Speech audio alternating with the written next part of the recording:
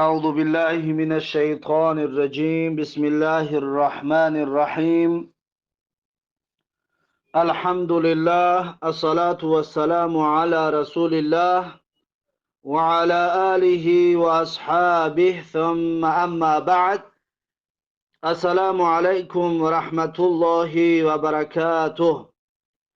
امام نووی رحمه الله در کتاب ریاض الصالحین در زیر حدیث 1848 می‌فرماید: و عن ام المؤمنین صفیة بنت حیی رضی الله عنها قالت، یعنی از ام المؤمنین صفیه بنت حیی رضی الله عنها روایت است که گفت: کان النبی صلی الله علیه و سلم معتکفا.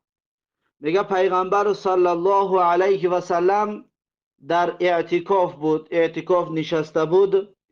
فاتیته، پس میگه من نزد پیغمبر صلی الله علیه و سلم رفتم. ازوره لیلا، یعنی که شبانگاه زیارتش کردم، شبانگاه نزد پیغمبر صلی الله علیه و سلم میگه برای زیارت رفتم.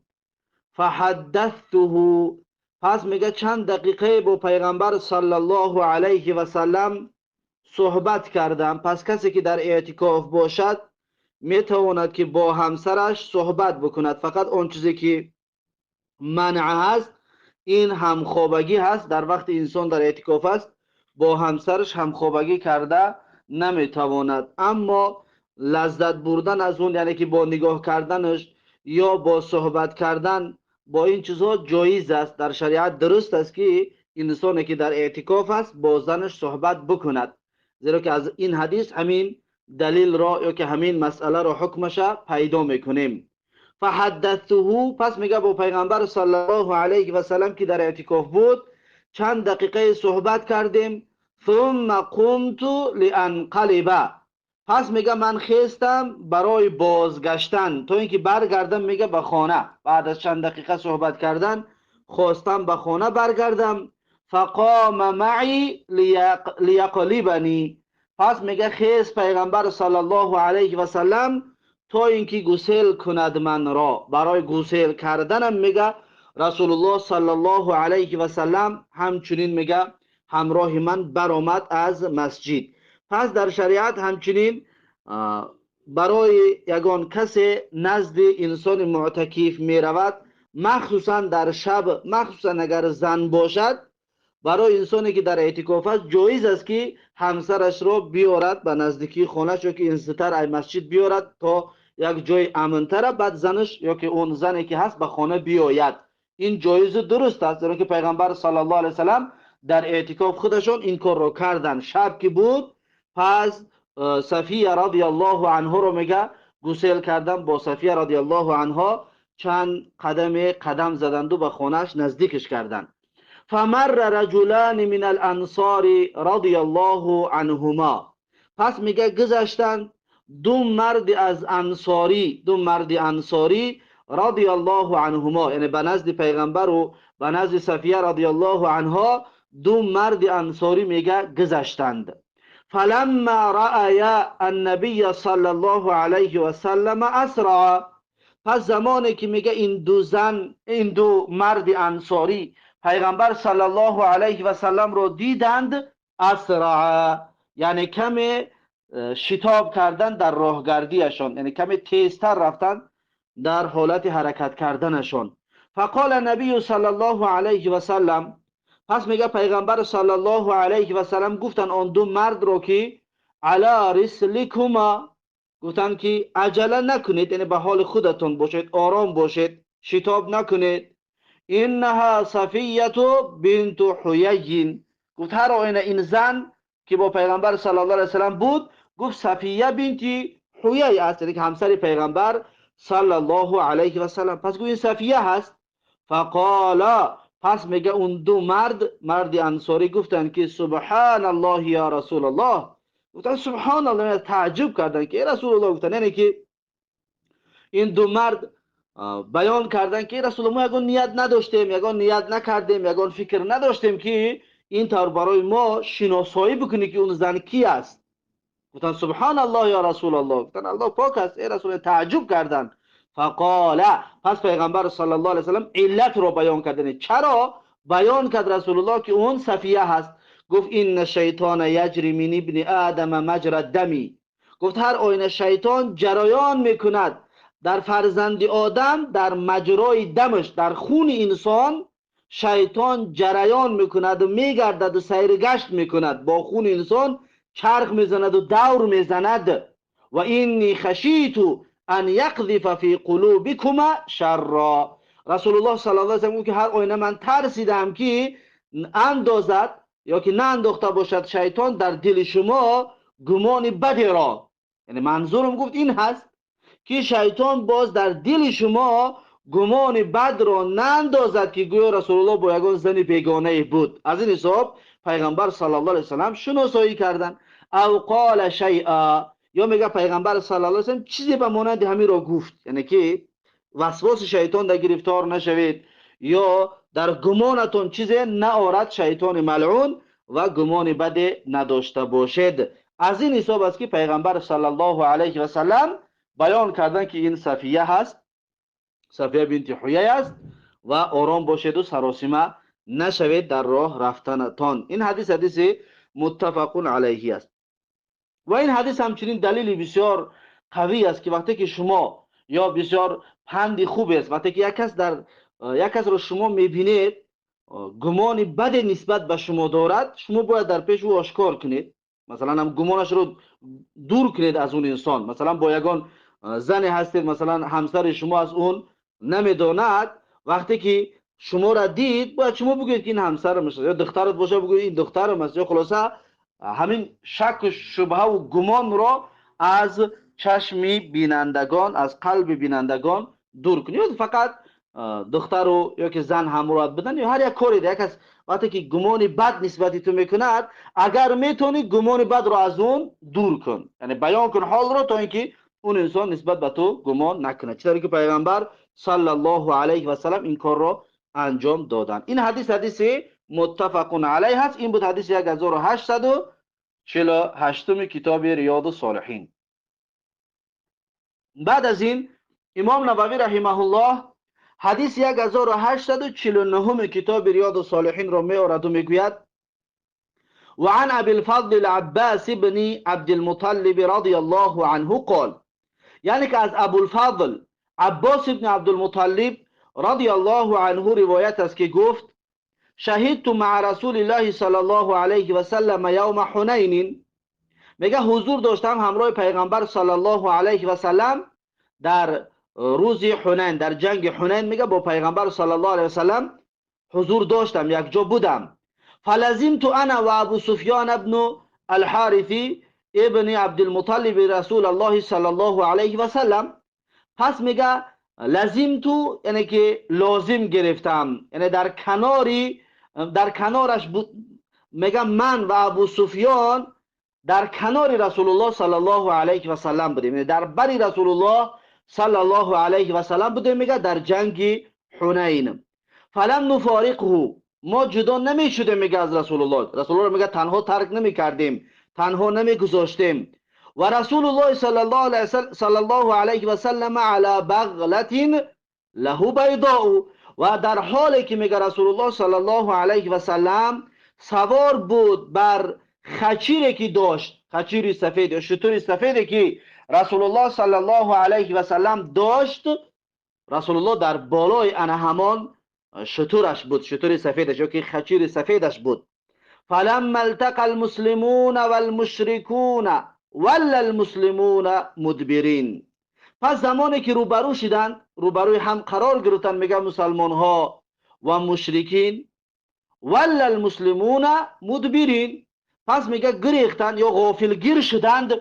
مسلمان ها مدبرین گریختند، یعنی غافلگیر شدند. که رسول الله صلی الله علیه وسلم وقتی که میرفتن در حنین، مشرکین غافلگیرشان کردن، یعنی که اون دره حنین را یا اون جایها را ضبط کرده گرفتگی بودن، اونها تیاری دیدگی بودن.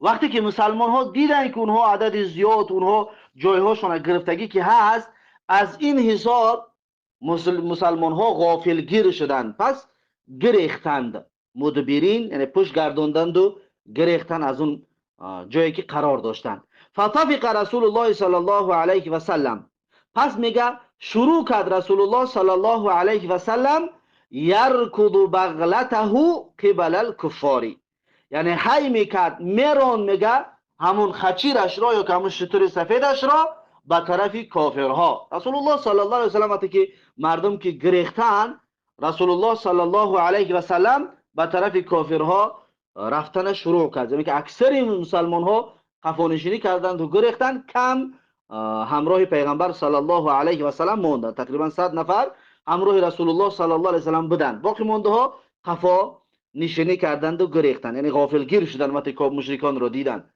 میگه و انا آخذ بلجام بغلة رسول الله صلی الله علیه و سلم، و در حالی که میگه من گرفتگی بودم لجام شتری رسول الله صلی الله علیه و سلم رو، یعنی از لجام شتر رسول الله میگه من گرفتگی بودم. اکفها ارادت ان لا تسرع، اکفها یعنی که می داشتم می قپیدم، میگه شتری رسول الله صلی الله علیه و سلم را ارادت ان لا تسرع، یعنی به مقصد اینه که سرعت نگیرد شتر، یعنی ندود شتر به طرف مشرکین. از این حساب بگم من شتر لجامش قپیده بودم. و ابو سفیان میگه آخذون برکاب رسول الله صلی الله علیه و سلم، و ابو سفیان میگه گرفتگی بود ایزنگوی شتری پیغمبر صلی الله علیه و سلم را، یعنی که ایزنگو چیزی که پاره میمونی در بالای اسب شتر سوار میشه، بند یک آهنی که هست ایزنگوش میگه، یعنی هر چیزی که هست انا همون را میگه، از انا همون میگه ابو سفیان گرفتگی بود. فقال رسول الله صلی الله علیه و سلم، پس در همین هنگام میگه رسول الله صلی الله علیه و سلم گفتن که قال ای عباس، پیغمبر صلی الله علیه و سلم گفتن که ای عباس، گفتن ای عباس نادی اصحاب السمورتی، گفتن فریاد کن اصحاب سموره را. اصحاب سموره را گفتن فریاد. اصحاب سموره کی است؟ سموره خودش اصلا درختی بودن که در بیعت الرضوان در زیر آن درخت دست داده بودن با پیغمبر صلی الله علیه و سلم بیعت کرده بودند.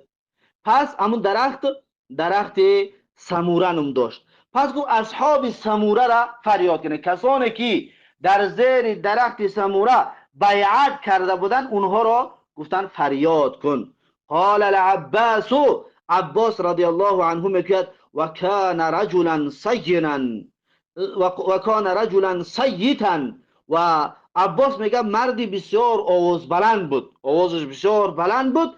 فقلت باعلى صوتی، عباس میگه که من فریاد کردم با بلندترین آوازم این اصحاب السمورتی، میگه گفتم در کجاست اصحاب سموره؟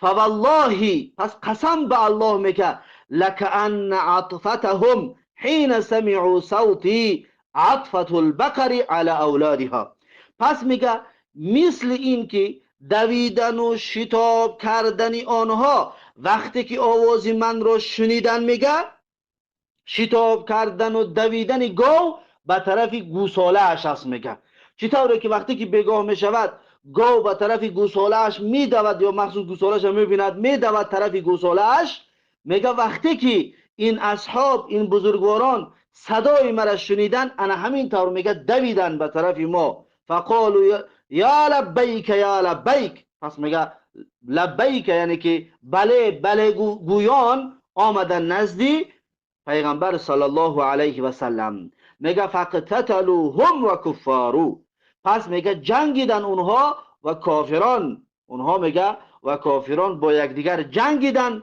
و دعوت فی الانصار یقولون، و فریاد کردن در بین انصاری ها شروع شد که انصاری ها میگفتن که یا معشر الانصاری، یا معشر الانصاری، گفتن ای انصاری ها، ای گروه انصاری ها. گفته انصاری ها فریاد کردن شروع کردن که وقتی که عباس رضی الله عنه فریاد کرد اصحاب سموره را، همچنین انصاری ها هم فریاد کردن گروه خودشان را به طرف جنگ.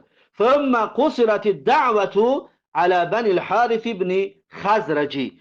بعد میگه قصرت یعنی که به آخر رسید و منحصر شد دعوت به بنی حارث ابن خزرج، یعنی که حتی آمینام همه فریاد کردن شروع کردن. فنظر رسول الله صلی الله علیه و سلم و هو على بغلته كالمتطاول علیها الى قتالهم. پس میگه نگاه میکرد رسول الله صلی الله علیه و سلم در حالی که رسول الله صلی الله علیه و سلم در بالای شترش بود، در بالای همون خچیرش بود.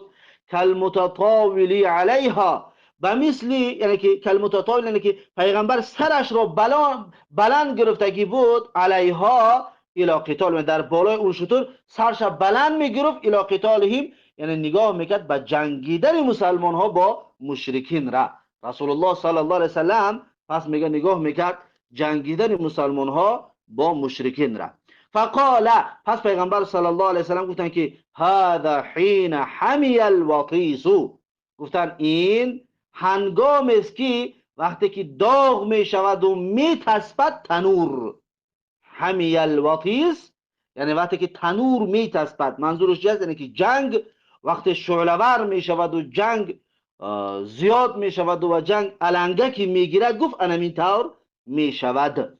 ثم اخذ رسول الله صلی الله علیه و سلم حصیات، پس میگه گرفت پیغمبر صلی الله علیه و سلم سنگریزه های را، فرما بهن وجوه الکفاری، پس میگه رسول الله صلی الله علیه و سلم پرتافت این سنگای گرفتگیش را بر روی کافران، به طرف کافرها. میگه رسول الله صلی الله علیه و سلم این سنگریزه ها را پرتافت. میگه ثم قال، پس میگه رسول الله صلی الله علیه و سلم گفتن که این هزموا و رب محمدین، گفتن که شکست خوردن قسم به پروردگار محمد، یعنی رسول الله صلی الله علیه و سلم سنگریزه را پرتافتند و گفتن قسم خوردن، شکست خوردن قسم به پروردگار محمد صلی الله علیه و سلم. میگه فذهبت انظر، پس میگه من رفتم نگاه میکردم، فاذا القتال على هیئته فيما ارى، پس ناگهان میگه دیدم جنگ را علی هیئته فیما ارا، یعنی به همون شکلی که بود من میدیدم، یعنی که همچنان تنور جنگ میگه بگن تصفان و داغ بود، یعنی جنگ بسیار در حالت شدت قرار داشت. فوالله ما هو الا ان رماهم بحصیاته، پس میگه قسم به پروردگارم که نبودون مگر اینکه پرتاب کرد سنگریزه ها را. وقتی که پیغمبر صلی الله علیه وسلم سنگریزه ها را پرتاب کرد، فما زلت ارى حدهم کلیلا و امرهم مدبرا، پس هنوز میگم میدیدم حدهم کلیلا، یعنی جنگشون رو میدیدم که توانشون رو از دست دادن، کلیل گشتن، توان و قوهشون از دست دادن، اون حیبتی که داشتن، اون غیرت و قوهی که داشتن میجنگیدن، اون را میگم مشرکین از دست دادن. و امرهم مدبرا، و حالشون میگه به این طریق گشت که مدبر گشتن، یعنی رو به شکست آوردند و پشت گرداندند و از میدان جنگ فرار میکردن که الله جل جلاله خار و ذلیل شان گرداند و شکست شان داد. رواه مسلمون، این حدیث را امام مسلم رحمه الله روایت کرده است. این بود حدیث 1849 کتاب ریاض الصالحین. بعد از این امام نووی رحمه الله میگه قوله الوطیس التنور، میگه وطیس معناش تنور است. میگه هذا حین حمی الوطیس، وطیس معناش همون تنور هست. و معنای میگه این گپ اشتدت الحرب، یعنی که بسیار شدت گرفتگی است جنگ. و قوله حدهم بالهاء المهملة، یعنی حدهم میگه بهای به نقطه دار هست، ای بأسهم، یعنی جنگشان تغییر یافت، اون قوه‌ای که با اون قوه‌ای که می جنگیدن میگه اون قوه را از دست داده بودند. خب این دو کلمه است که امام نووی رحمه الله این دو کلمه را شرح داده است و بیان کرده است.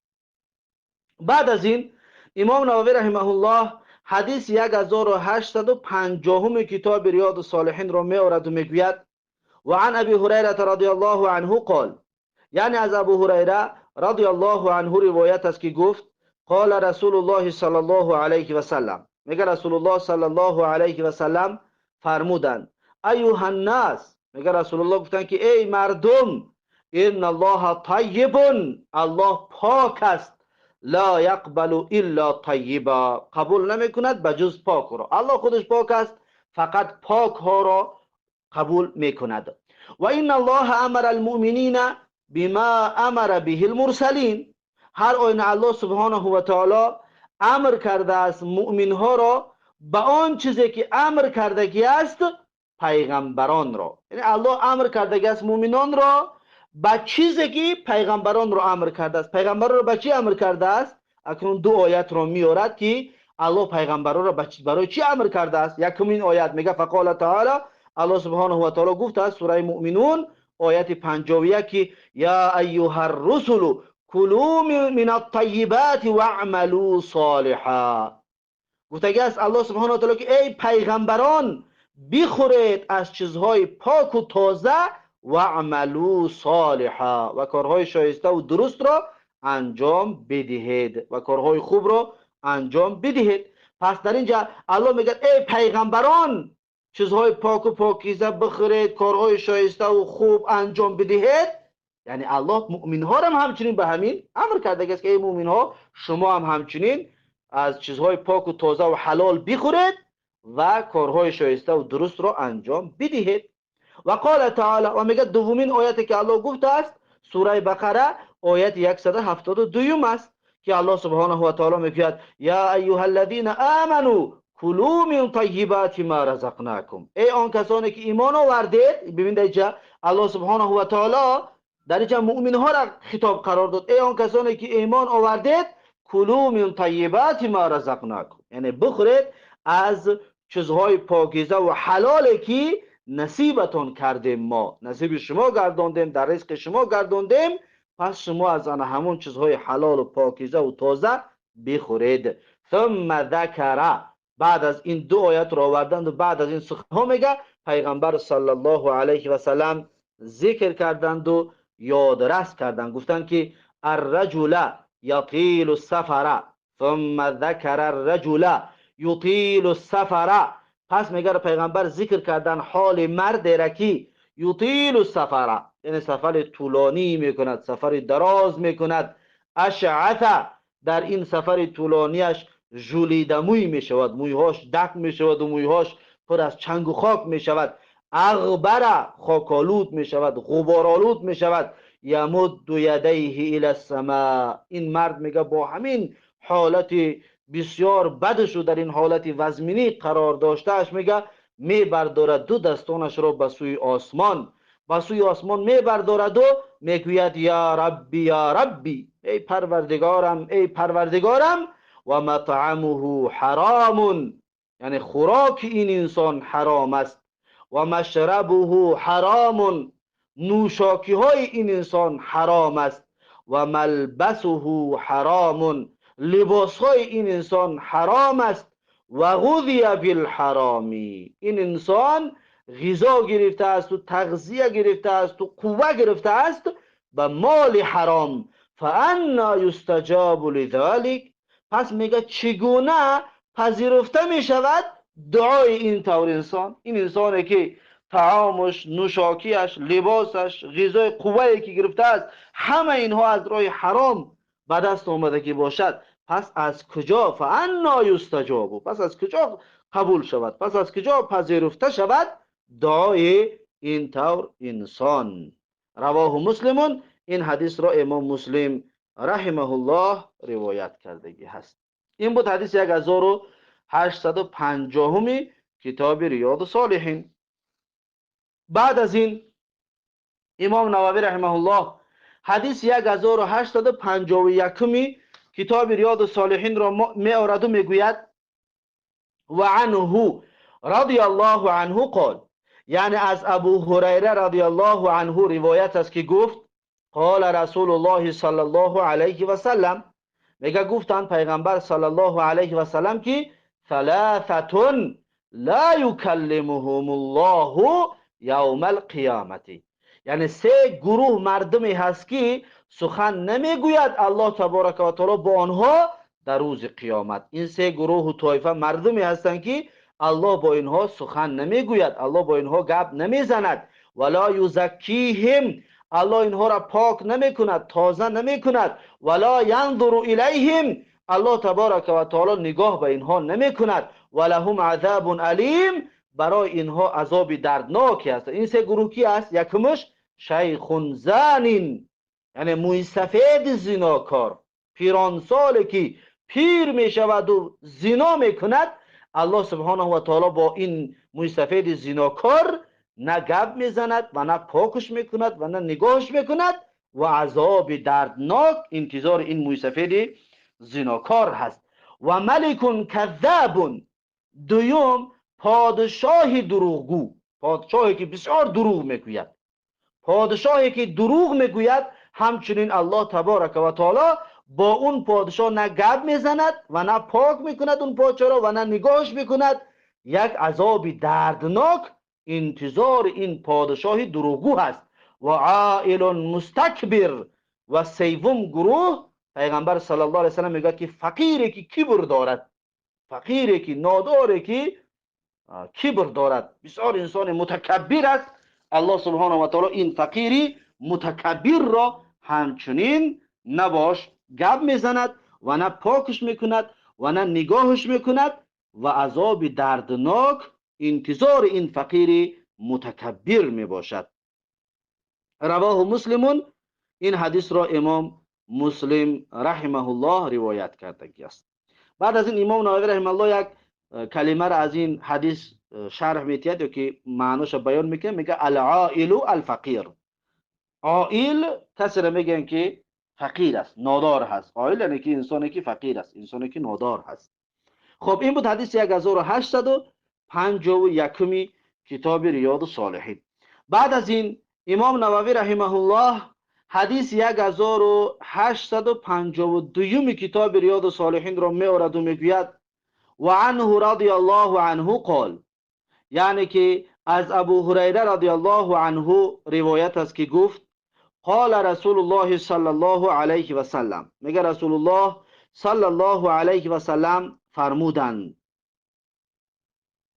پیغمبر صلی الله علیه و سلم میگوید که سیحان و جیحان و الفرات و النیل کل من انهار الجنتی، یعنی نامهای دریاها را میبرد، نامهای بحرها را میگوید. یکم سیحون، دوم جیحون، سیوم فرات، چهارم نیل. این دریاها کلون، هر یک کدام، همه اینها من انهار الجنه هستند، یعنی که از دریاهای جنت می باشند.